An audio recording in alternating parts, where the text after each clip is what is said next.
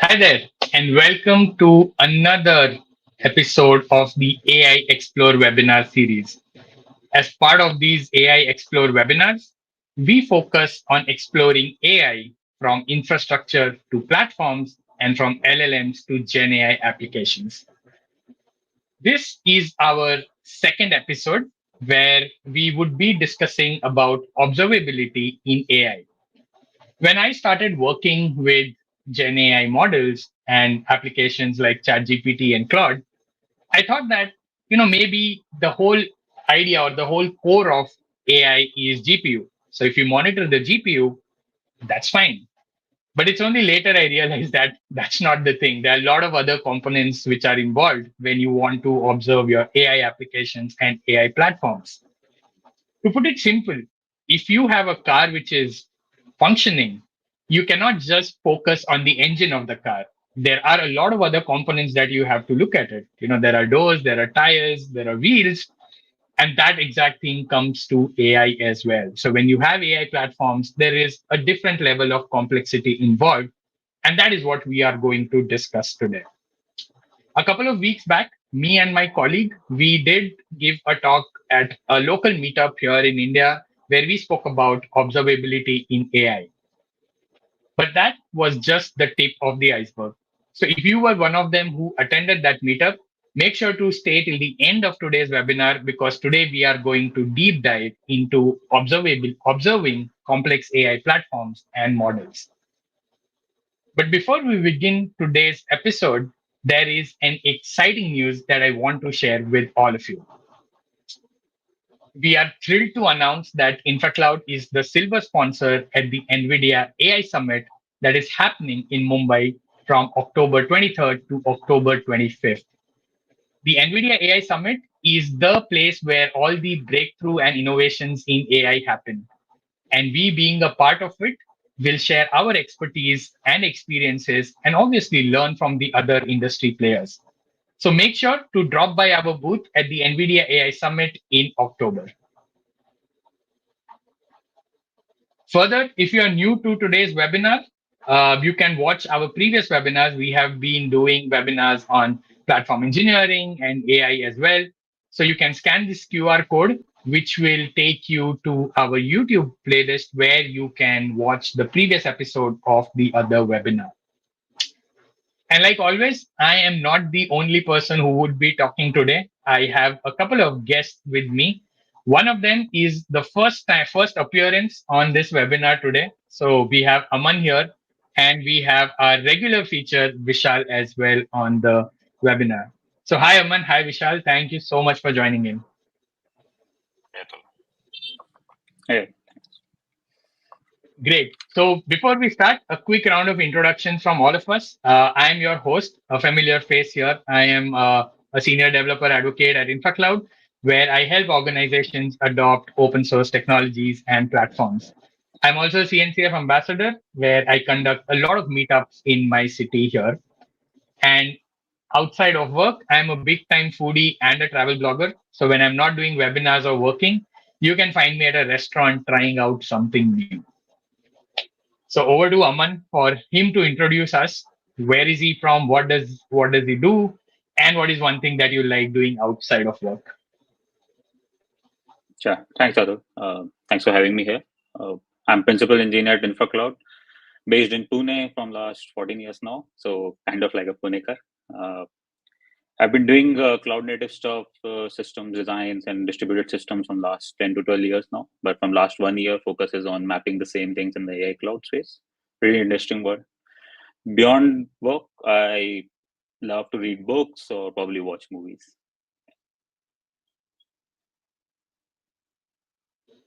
And Vishal, over to you. Thank you, Dul. Thanks for having me. Vishal, founder and CTO at InfraCloud. Mostly focused on open source technologies around cloud native infrastructure for last 80 years and implementing those at enterprises. And obviously now trying to use them for the AI cloud and AI infrastructure basically. Based in Pune since almost 24 odd years on and off, I guess. Yeah, and beyond work, I like being in mountains, nature, and reading good books and watching good movies. Interesting. So we have two Punekars and one pseudo Punekar here in today's webinar, and we will be going through discussing about observability in AI today. But before we move on, some housekeeping stuff. We would be taking questions from you. So if you have any questions or queries in between the webinar, you can put it in the comments box, whether you're joining in on LinkedIn or YouTube, and I would be taking that questions with the guests as well. So with that out of the way, I think it's good time to begin our discussion. So observability is one of the major concepts where the whole idea is to get insights into a system by checking what's happening externally by looking at the metrics, logs, and traces, which is often known as the triad or the pillar of observability. And I've been a long time advocate of observability ever since I learned about this and the tools that I used. And it always amazes me how we can predict or look at various softwares and applications by tracking various metrics and logs. So what you see here in this image over here is, we have a cluster, we have namespaces, and then you have some metrics coming into Prometheus, which is then taking it to a Grafana dashboard probably where you visualize the metrics and then you have a team that analyzes it and takes action. So that's a quick observability 101 session, observability under 30 seconds for you. But then this entire landscape, when you map it to an AI platform or an AI application, it changes completely. And that is what we would be discussing today. So observability in AI is complex. That's the only thing which I will say. But I will now hand it over to Vishal and Aman to demystify that complexity a little bit and take us through the entire webinar today. Cool. So I think when it comes to observability in AI, I think there are two fundamental things which are different. I think the way you collect data, whether it is metrics or logs or traces or anything, is not fundamentally different if you ask me. But I think there are two fundamental aspects which are different. One is obviously introduction of new components, new layers, right? So GPUs obviously at hardware layer, LLM, and inference servers or model engines, for example, is another new component we're introducing.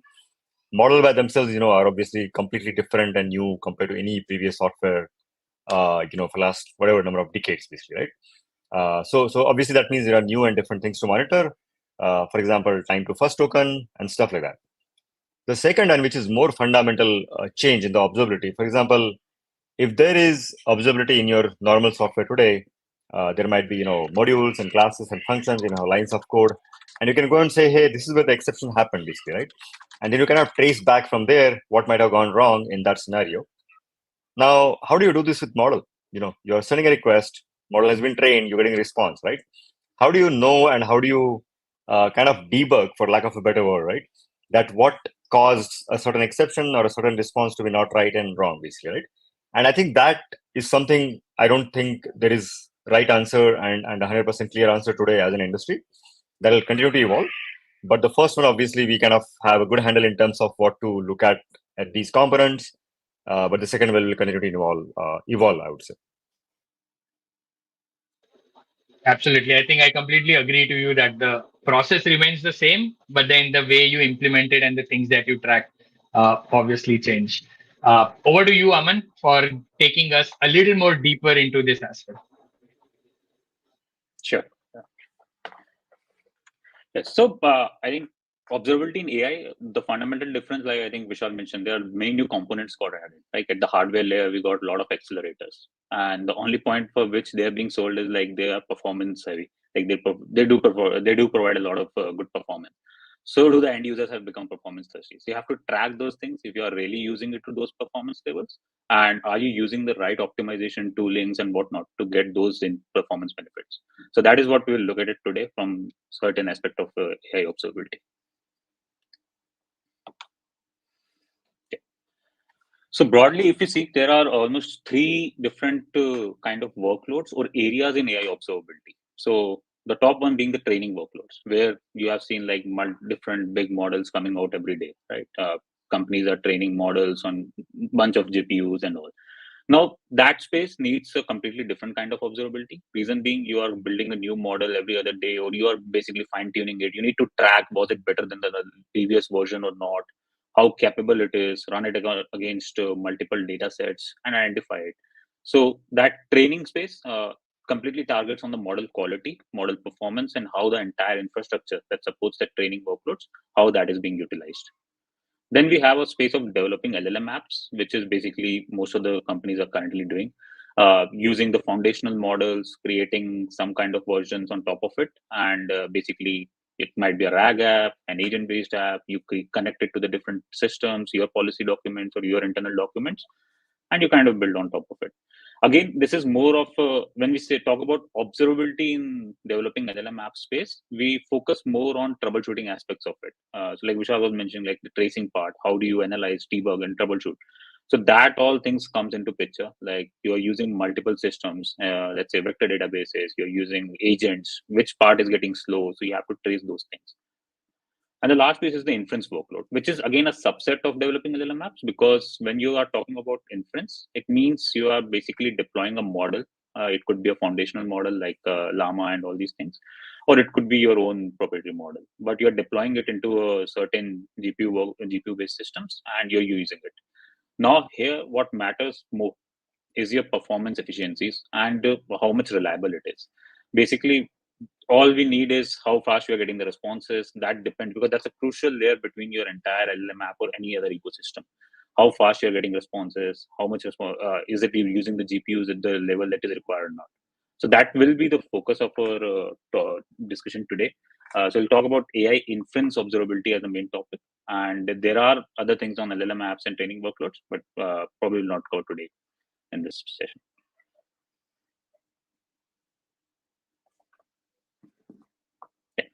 So when it comes to the observability, we call it like a layered approach, and it's not like something new. Even in the other systems, we might be doing it in the same way. Many companies do it in the same way. So at the bottom, you always have an infrastructure layer. Here we call it AI infrastructure layer. Reason being, there are a lot of accelerators. On the compute side, you have GPUs. On the network side, you have fast performant networks like InfiniBand, Rocky, and whatnot. On the storage, again, there are fast processing servers for storage as well, parallel file systems and whatnot. And all these need a good amount of power consumption. They need a good cooling systems to keep it operational. Racks are there in the big data centers.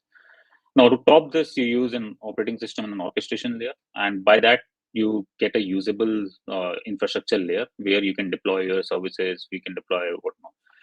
So if I have to top it up with the AI workloads, it would be starting with an AI model backend, which is like an engine. Now, we'll talk about in detail, like what the difference between backend and serving in further slides. But in summary, it is like a server. Backend is your server, and then you have a serving layer, which is basically a user-facing layer, where your end users actually interact with the AI workload systems. So we'll go by same this layered approach. We'll cover each layer in detail in further slides.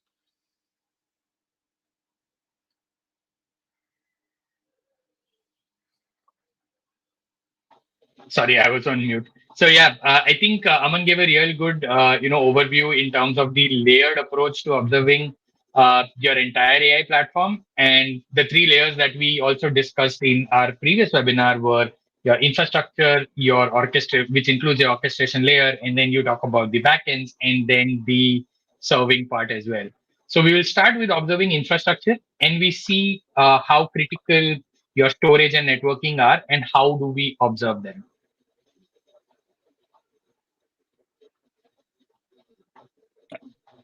So if we say infrastructure layer, these are primarily divided into two broad categories. One is hardware, and then there is a software layer. Now, hardware is basically what is there in your data center. So you have compute servers, you have networking, racks, and whatnot. And it is critical to monitor those as well, because that's ultimately where your everything, your all this workloads and systems are running. Then you have a software layer, which is basically starts with like your operating system, then you top it up with any orchestration engine like Kubernetes, and on top of that, if you are doing like a GPU cloud, then probably some GPU operators, some sharing plugins, network operators, storage operators, and whatnot. Now, within these two layers, what do you need to monitor and why it is critical?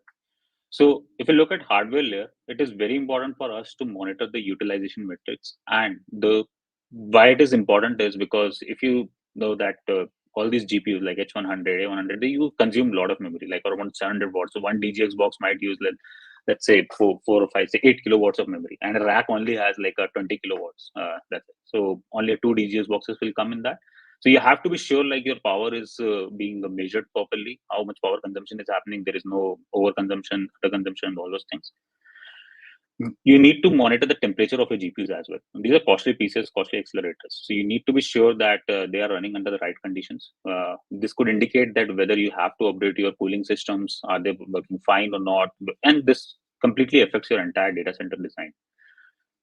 Same goes with the networks as well, because at the network layer also you have switches, wires, InfiniBand networks, how they are performing, is there any congestion, all those things that needs to be monitored.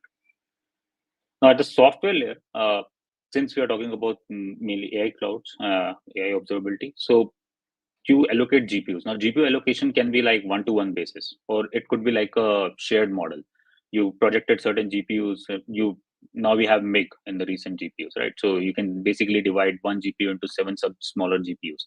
So how that allocation happens? How do you monitor that? Are they being used effectively or not? Or that, or was it not worth doing that kind of using the MIG? You needed the whole GPU, but actually divided it, and you're not getting the benefits out of it.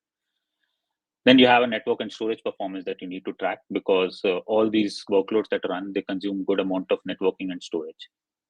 You need to be sure of scheduling efficiencies.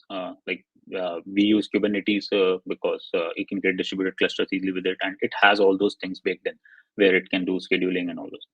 So, but you need to make sure that you're not basically oversubscribing a node. All the workloads are going into one single node. You are distributing it properly and all this. And lastly is your pod startup times. Basically,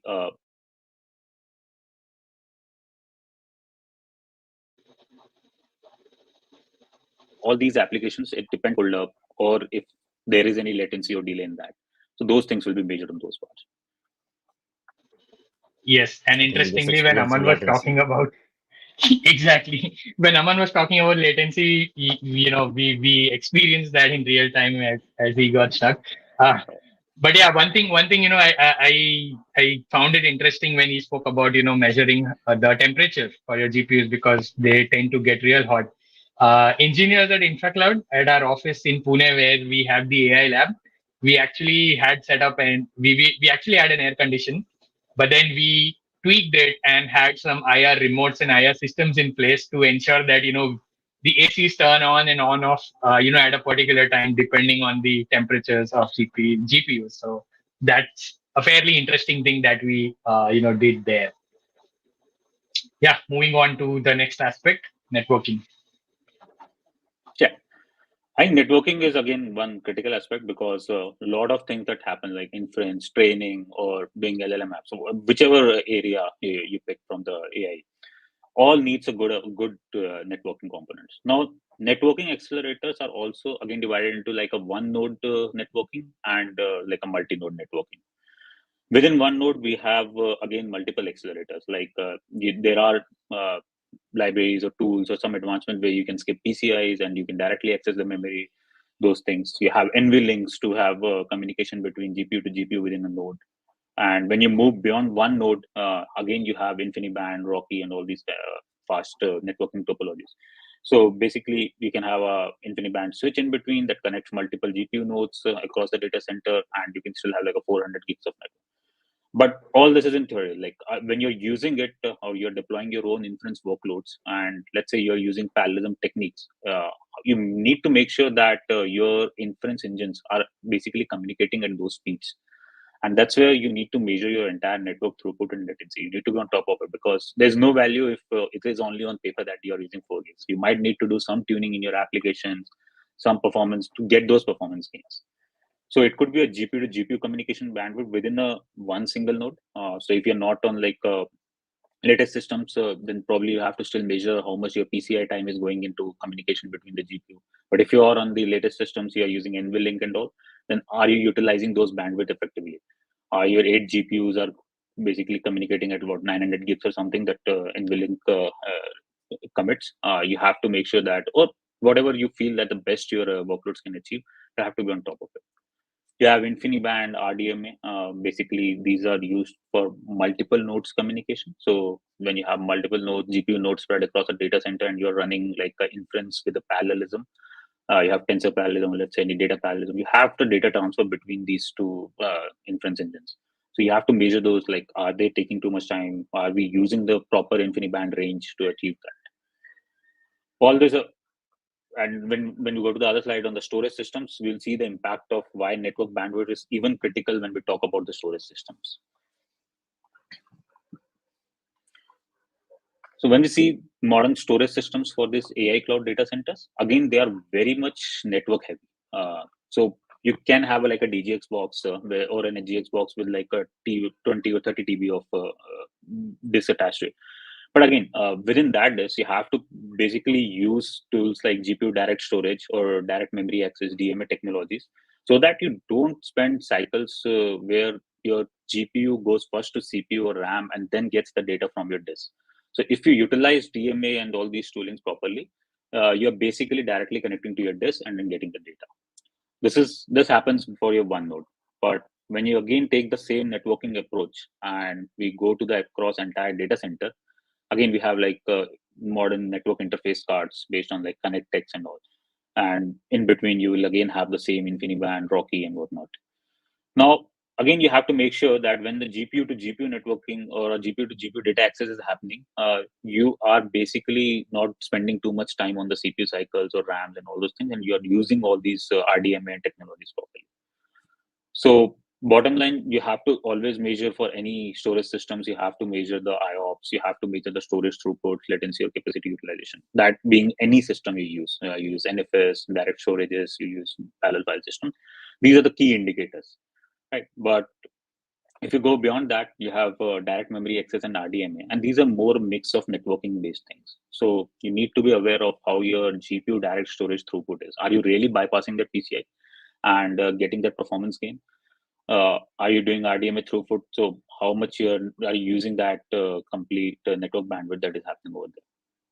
For parallel file systems, again, they provide the efficiency that multiple processes can access the data at the same time.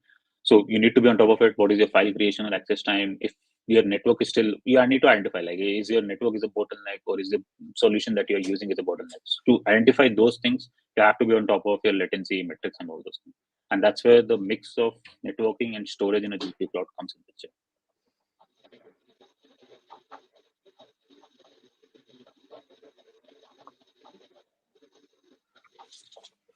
Yeah. Now, we spoke about network, we spoke about infrastructure, but how do you actually do it? So I think in our last webinar also we mentioned that we are using Kubernetes, and many of things that we are seeing, people are using Kubernetes in creating data center, creating the clusters of distributed clusters. Right. So when you're using Kubernetes, the stack that we mostly use based on the open source stack is Prometheus Grafana based stack. For general cluster metrics, cluster performance, and all those things. But if you want to get the metrics of like GPU, whatever we spoke earlier, like about networking, storage, GPU utilization, temperature, and all those things, you can use a DCGM exporter. This is by NVIDIA, and it already exports all of these metrics. It even exports metrics around your vGPUs, your mix, and your GPU allocations, and all those things. So your entire hardware as well as software layer, both are covered by that. There are certain other open source exporters as well, but they're not that mature, so I'm not included here. But yeah, if you want to explore more deeper, there are some custom exporters. Right. So I think before we get into the observing model part of things, I think it's very crucial for us to understand what all goes behind the application that you use. So now that when you give a prompt to a chat GPT or Claude, you know what are the different layers which are there and how they are working. It was only in the previous webinar that I learned the importance of networking and storage when it comes to building your AI infrastructure. Like many of you, for me, it was all about that. Hey, hook up a very high, VRAM GPU, and then everything works. But then the networking and storage needs to be there to support it, so that the entire system is not bottleneck. So I think Aman gave real good insights into what are the exact things that you need to, measure, when it comes to your storage or networking bandwidth or even the GPU as well. So now we shift our focus to a higher layer, moving from the infrastructure, getting into the models layer. And again, Aman will help us understand what are the different ways and the metrics that we can measure if you want to track our AI models in place. Sure. So before we get into like observability for models, so the one thing to clarify, like common confusion is what is the difference between an AI model backend versus a model server. So there are two components. When we talk about backends, you can even call it like engines as well. But these are the basically the actual boxes where your model is actually going to run. So all the optimization tunings, like you must have heard about like attention mechanism, page attention. You have kernel fusions and all these technologies coming in that do perform the optimizations on the GPU processing. All these things are baked inside the engines. So engines are the ones that are responsible for providing the last mile of that performance gains. So if you have to tune in anything to improve your performance of your inference, then probably engines will be the layer that to start with. You need to be sure that you're using all these things properly. Then you have servers, and servers are basically a wrapper on top of these, or it could be certain other things, other tools as well.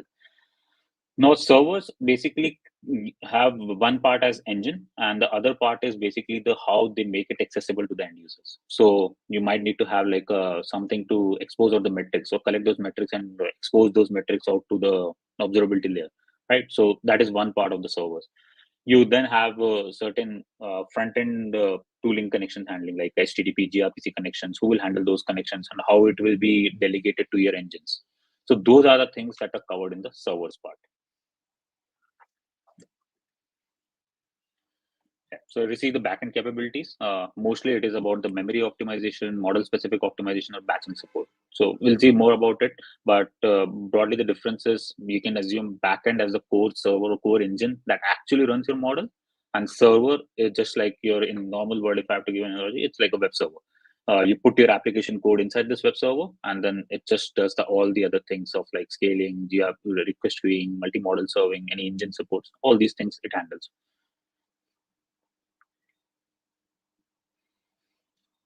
So now, when you go about model backends, what actually model backend for? Like I was saying, they are made to provide a layer of optimization. When you're serving your models, the role of an engine is to provide complete optimization that you can gain the performance gain. You can get quick responses from the models.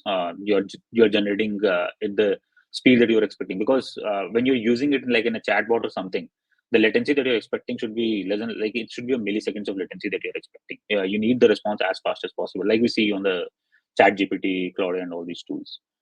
So for that, what they do is engines provide things like batching strategies. You have the traditional way is individual requests come in, they are sent to the server and they are processed. Then you have dynamic batching, which is basically like a time based or a count based thing, like either 5 requests came in or 1 second happened, it will process all the requests that came in by that time. Now, the things that are advancements in this space is like continuous batching. So if a request came in, even after the previous request is already processing, it will still be included in the same batch, because LLMs can support that model. It's just specifically to LLMs that they can support this kind of model. It is being used. Now, these advancements, these are only provided by the engines. And when you are using them, what is critical for you to observe is, are you getting this batching metrics, or are they really providing you that gain, the latency and throughput gain? Is your end-to-end latency is getting reduced? Is your throughput is good? Are you able to generate more tokens per second? So what is the time for your per token, right? And you can relate it with your GPU utilization to make sure that the token that you're getting and the GPU are utilized in the similar manners.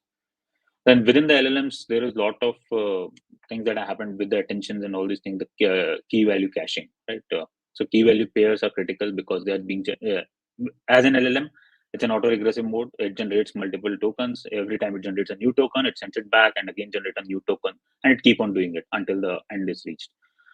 So within that, we do a KV caching. There are different methods to it. Some do through paged mechanism, some do the normal KV caching in the memory and all those things. But critical for as an observer, or when you're doing it in observability, it's very critical to understand and see that are you utilizing the memory effectively, because beyond a certain limit, GPU memories are not the bottleneck to the inference performance. It's more of the optimizations that you do, how much your KV cache is being utilized, how much new tokens are every time generated, or requests are always being made every time. So these are the critical metrics that comes to when it is KV caching or like model load times and And I think Aman always being has. bypassed and sent to the model directly. Yeah, some So, Aman, network there issue was a again, I blip. think. Yes, yes, we can come Yeah, back to computation part. yeah, sure. Where I was, I mean, if I have, No, so you were talking about what the was it? computation process with caching, how the tokens are, Uh, generated. That was the part where we lost you. Yeah. So, like I said, the LLM generated in an auto-regressive manner. So you have the tokens generated. It goes back to the again attached to the original sentence, and then you again generate the next token. So you can see that the previous context remains same. So you can probably store that as a cache. Now there are techniques to it like paged attention or standard attention-based mechanism using GPU memories and all. So what to critical is to track here is you need to be sure that you're using the KV cache properly, right? You are not doing a lot of skips to that, and that is being used effectively. Whichever mechanism you're using, if you're using VLLM, it might be a paged attention, so you have to measure that other swapping and all those things are happening properly. So yeah, I think these are the critical metrics that comes to when it is KV caching or like model load times, and you have like different phases within an LM like pre-fill, decode. It starts with the pre-fill and then it continuously go in the decode phase. So you have to measure latency at each stages, and that will give you an indication that where actually you need to do the mode tuning. Interesting. So I think before we move into the model serving area, I think until now, what I have realized is that the depth of details that Aman, you have shared, and I think Chandra, who is one of our viewers, who also agrees that we have provided good depth of details, whether it comes to the GPU slide or even the previous model slide. I'm sure that at least for me, the way I will look at how the chat GPT or Claude actually works in backend has completely changed. Now I can visualize what happens when I send a request, what happens in the background and how it is, let's say it is tokenized and how it goes to the inference server and so on and so forth. So, thanks, Chandra, for those good feedback. We are open for questions always. So if you have any questions, please drop into the comments, and Aman would be more than happy to answer. And also, we have written a couple of blogs around AI, especially around GPUs, time slicing, and as well as network. So do check out our blogs on infracloud.io/blogs, where you can get on more details as well. So with that, let us move to the final layer, which was about observing the model serving layer, which essentially is where the end users, interact with. So let us see what are the various metrics that we need to track and the focus areas for us. So this is the final layer. I think when it comes to inference, at least, basically, if you have to relate it with your whatever current microservices or current kind of deployment that we do, non-GPU kind of thing, it is basically a server that we are deploying. Engine is part of it. Now, what matters here, like other normal microservices or applications, are they being scaled? Are they how the requests are being handled? What are the interfaces that are open? Is it HTTP, gRPC, and whatnot? Because it's a role of server to take that request and pass it on to the engine, and then engine does the all these optimization that we spoke about, like batching and all those things. Now when it comes to Kubernetes, or we all know that it is good for scaling the workload, scaling up, scaling down. Both things can happen using the HPS and all, right? So server again brings up that role. So when we tie the observability of server with HPS and all, we can again use the same principles that we use for normal pods and scale our inference servers based on that. When we talk about the allocations, like at the first slide, we spoke about GPU sharing strategies like MIG. So you can, in the diagram, if you can see, there's a MIG, right? And we, let's say, created 4 GPUs out of it. Then you can allocate 4 inference server onto it. It depends. I'm not saying like it will fit in all the cases, but if you're using a small model, it can just run a 4 replicas within 1 GPU, and still they are isolated. They are like completely different pod replicas that are running. So that's the key roles of as a server. And again, like other web server, we have to track here like a latency for end-to-end requests, because this is the layer where actual interaction happens. It could be that you are doing some processing in between, and then you are passing it to LLM, and then you're getting the responses back, and again doing some processing and then sending it out. So your end-to-end request changes for that, and it could be tied with your this web servers. You need to be on top of like how much your request per second is and how much your tokens per second. Auto scaling metrics for servers like well spoke, and load distribution across the servers.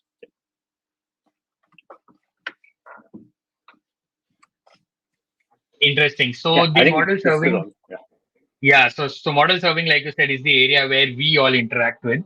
As users, this is where we hit, and like a typical web server, if I can say, we track the metrics which you mentioned, from latency to throughput, so on and so forth. So overall, until now, we looked at the various layers that we have to observe when it comes to AI platforms. So we started with infrastructure. We spoke about storage. We spoke about networking, GPU, and then we moved one layer above, and then we looked at the backends where we, how to track them and what are the various metrics, and then finally we reach the topmost layer where we interact with. So the next part would be the demo. Enough of theory. I think we have discussed a lot of things today, and I'm sure we will have something interesting when we go into the demo.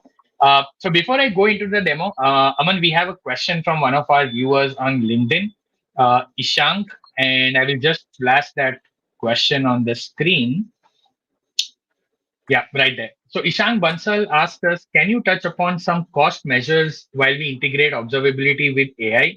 Based on the session, I am assuming it will incur huge cost as well.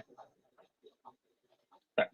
So I think it again relates to the first slide that we had, the triad of observability. So if you're doing something like let's say training workload, so if you're doing like developing LLM apps, yes, a lot of metrics will be generated in those cases. Because basically, when you're developing LLM apps, it's just like you're developing your current apps. You might have traces, you might have small metrics, you are running in debug mode, you will be collecting a lot of different data points. So at that time, it might be higher. But when it comes to inference, it's basically like, let's say your application is now packaged and you're putting it in production. So the amount of logs or metrics that will come out will not be as huge as it is for the other things. And Indian for the infrastructure layer, I think barring the GPU utilization metrics or networking component metrics, other things we anyways used to capture it, right? In the Kubernetes cluster, we capture the node details. Even in a normal EC2, any server-based instance, we are habitual to capture those metrics like how the CPU performance is, memory performance. So that will not bring a lot of big metrics down. And again, it depends on the overall size of your setup. So if you're living in a huge data center, then yes. But if you're a small lab, then no. Great. I hope Ishank, Aman has answered your question. And if you have anything following, do let us know in the comments, and Aman would be more than happy to answer those.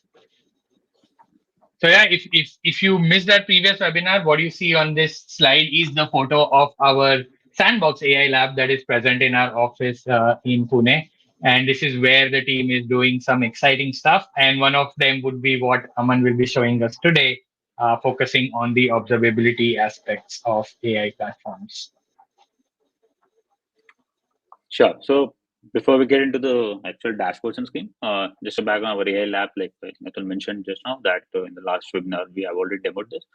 But just in high level view, we are running 3-node GPU-based worker nodes, 3 worker nodes, and they are using RTX 4090 GPUs. We'll have deployed 1 or 2 inference servers on these. It's entirely Kubernetes-based setup.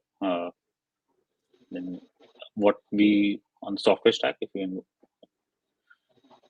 on the software stack, so OS provisioning, you're doing Pixie boot and all to bring up the entire systems and all orchestration layer. Like I just mentioned, we are using Kubernetes. For GPU integrations, we are using GPU operators and networking operators. On the load balancer side, we are Metal LB we're using. And for monitoring, like I said, we are using very light layers of like Prometheus, Grafana, node exporters, and Nvidia DCGM exporter. Since it is a miniature lab, we are not other GPUs and other kind of set configurations. But yeah, this will give you a good insight onto whatever we just discussed in the session. Just an overview of the kind of app that we have deployed on the system right now. So it is more of like a RAG app as an example. What it is at the bottom, we have the Kubernetes cluster. Prometheus, Grafana, Loki, and all these things for monitoring part, and GPU operators, load balancer, shared file system for access. On top of that, we have deployed an AI stack, which is basically an inference server. We are using the TGI patient inference server. We have an embedding server that basically chunks out the data, or if you can upload something, custom files or RAG, then it can do that as well. And we access it through, currently it's not through an LLM gateway, but we are directly accessing through Metal LBs right now. But yeah, that's the goal that we are planning. Great. So I think Aman did give us a good overview on the AI lab that we have, the various applications that we have, the various layers, and the various components. Now we'll deep dive into the demo now, which Aman is going to show up. So Aman, you can bring up your screen so that we can show it to folks on what exactly we have done here and how they can make their system observable. So in 3, 2, 1, here we have Aman's screen. All right. So what I'm going to show is just the context, like the entire app system that I mentioned. I've been using it before the webinar and generated some queries, questions, and all those things. Basically, normal inference, just like ChatGPT. I'll go layer by layer. Let's say start from infrastructure, and then we'll look at the backends and the servers metrics. So if I start with the GPUs, so like I said, very critical to measure the temperature, power usage, and power total consumptions and all. If you see currently, wherever the model is deployed, there are certain high spikes of temperature usage. The power usage is high on those nodes. These are the actual nodes where our actual inference server. So we have deployed a Llama 3.18 billion model and using a TGI server. TGI is basically a combination of a server as well as a backend. Right? It's using both within the same module. Now we can even see the GPU utilizations. If I just increase the time window when I was training the queries, you can see a lot of fluctuations. When I made the queries, the GPU's utilization spiked during those times because I was making bigger batch sizes of queries. You can monitor the streaming multiprocessors. Basically, these are the final core units of GPUs that actually do the processing stages, and so that's where actual processing happens. You have the frame buffer memory, which is basically where when you do model load, you have parameters, you have key values, and all those things that are basically being loaded in the GPU memory. So we call it like a VRAM, and that is what frame buffer actually deposits. So you see that on the InfraCloud 0 and GPU 0, which is where my model is actually deployed. There we are running around 23.2 GB because we are running Llama 3.8 billion, and it is a quantized version. And with all the maths done, it should take only less than 24 GB. So it's very near to it. So you can see it's the same comes out here. On the other node, we are running an embedding server. So that doesn't need too much of memories and all those things. So it's just using a 2.6 GB. So this is majorly around the GPU part. But if I switch back to a normal typical Kubernetes cluster utilization, we can see we can again monitor, and this is not related to specifically to GPUs or anything, right? This is around normal cluster metrics. So you have CPU utilizations, what are the commitments, how the memory utilization is happening. You can see namespace-based utilizations, how the memory is being utilized across those namespaces and all. And if I have to go into any of these into deeper, I can just switch to that and get most details of it. Like I'm using AI Stack, so whatever the CPU usage is, I can capture those things. And this is pretty generic. I mean, like I said, it is not like it is related to certain GPU or anything. It is more of like a Kubernetes dashboard that come with node exporters and Kubernetes set of Grafana dashboards.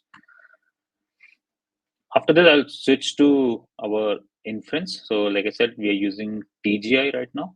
And if I switch to the 1 hour window, because I was making all these requests before the webinar. So like I said, critical parts as the top ones that we are seeing right now, these you can directly relate to your model backends.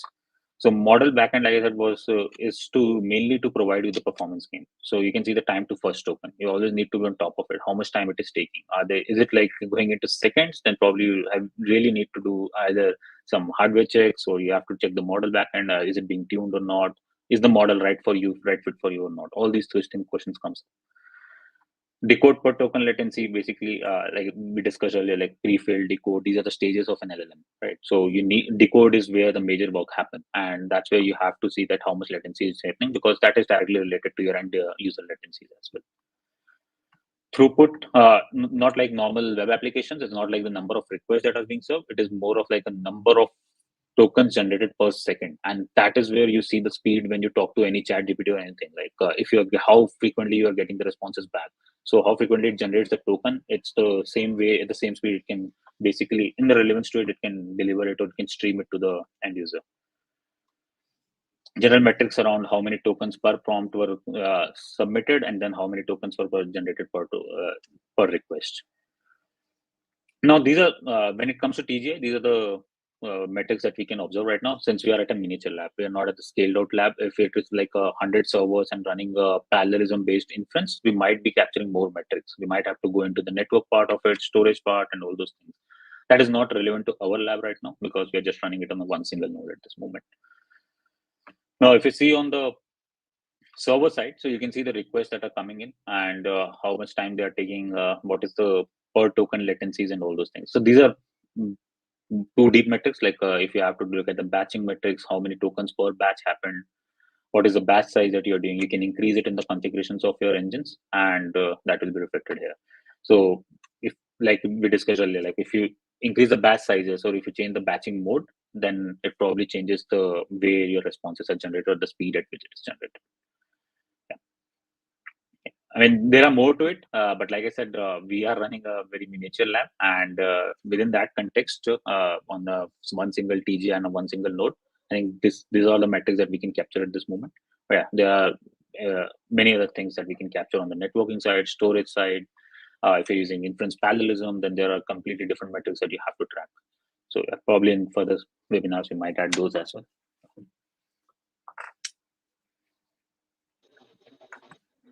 Interesting. I think Aman has repeatedly mentioned that there are more metrics, but then if you look at this dashboard, there are already 100 numbers which I can see on the dashboard. And I think all the ones that we saw, Aman did cover almost each of them when we were discussing earlier in the webinar today.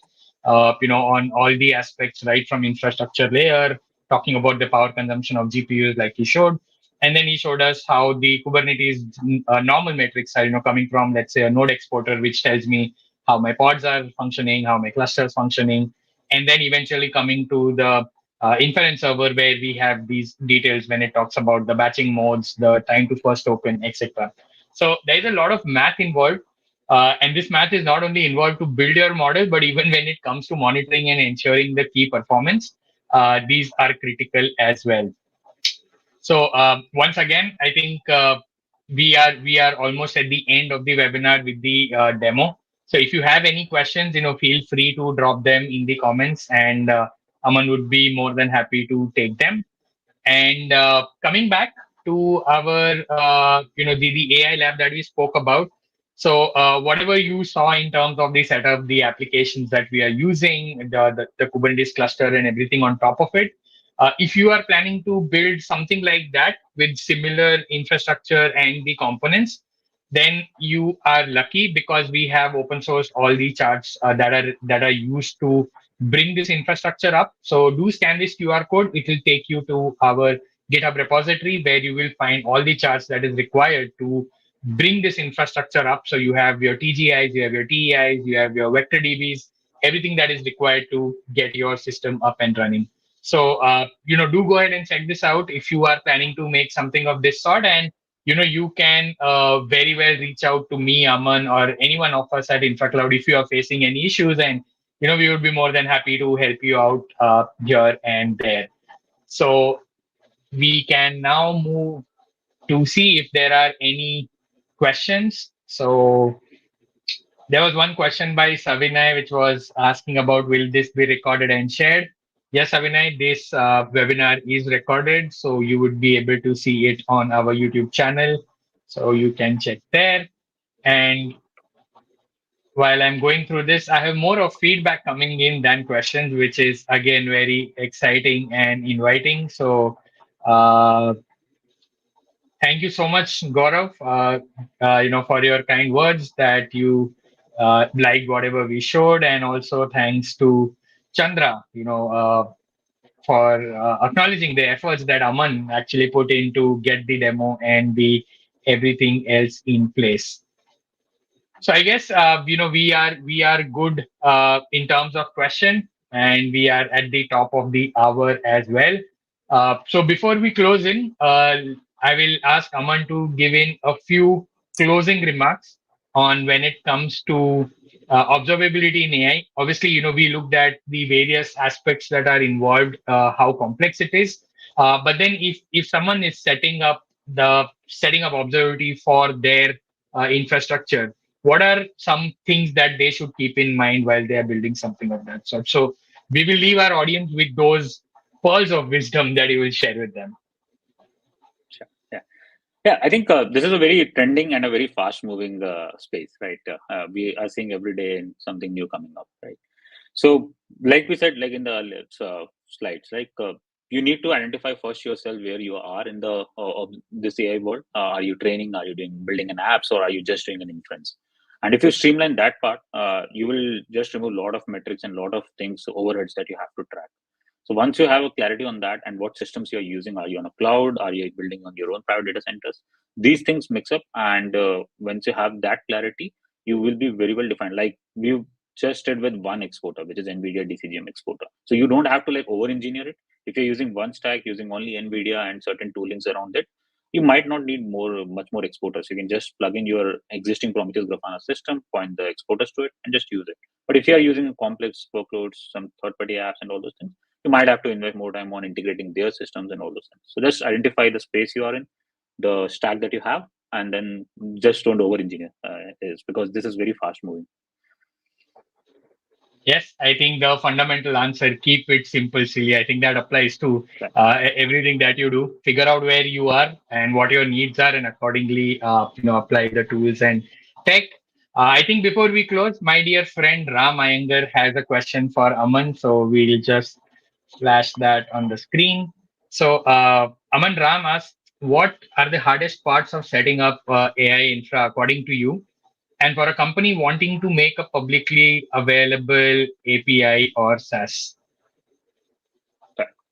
Yeah. So I think if you're making the second part of the question, which is if you're making a SaaS or an API or based solutions, it's the last piece that we covered was your performance metrics.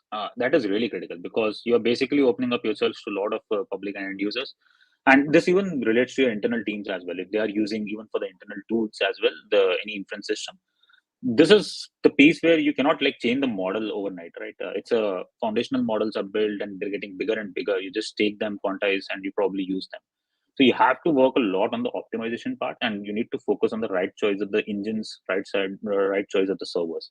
That is the piece that will give you that performance gain. And when it comes to your AI infra, again, it's a choice. Are you setting up your own lab? Then probably you have to go very deep, understand all the computes that can be used. What is the networking speed that you require? If you're doing only inference, probably less networking.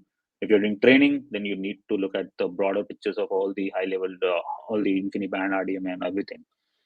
And if you're on the cloud, then probably these things are not too much of worry for you. You can just subscribe to those services, take those, set it up, and use it. But your observability will help you to track, are you using those cloud services well. So that's where this part will again plug in. Thanks, Aman, for that answer. So I hope, Ram, you have got your answer around,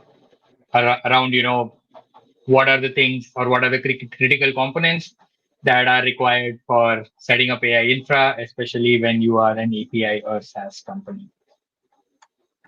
So before we close in, thank you so much, Aman, for your time and also for sharing insights, deep insights, if I may say, with all of us. I'm sure there's a lot of takeaways for everyone from this webinar, even for me as well.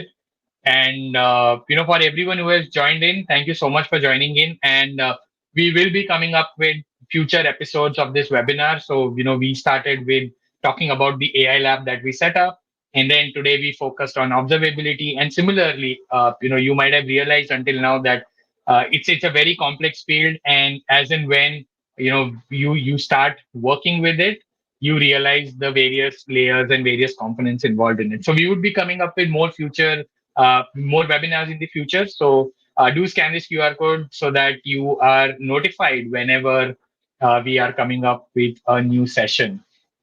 So with that, once again, thank you so much everyone for joining in. It was a great time having all of you here. Thanks to Aman as well. Thanks to Vishal who had to drop off for a meeting. And I'll be looking forward to seeing all of you again on our next webinar. So do keep your eye on our social channels. Follow us on Twitter, follow us on LinkedIn so that you are updated with the latest webinar and content as well.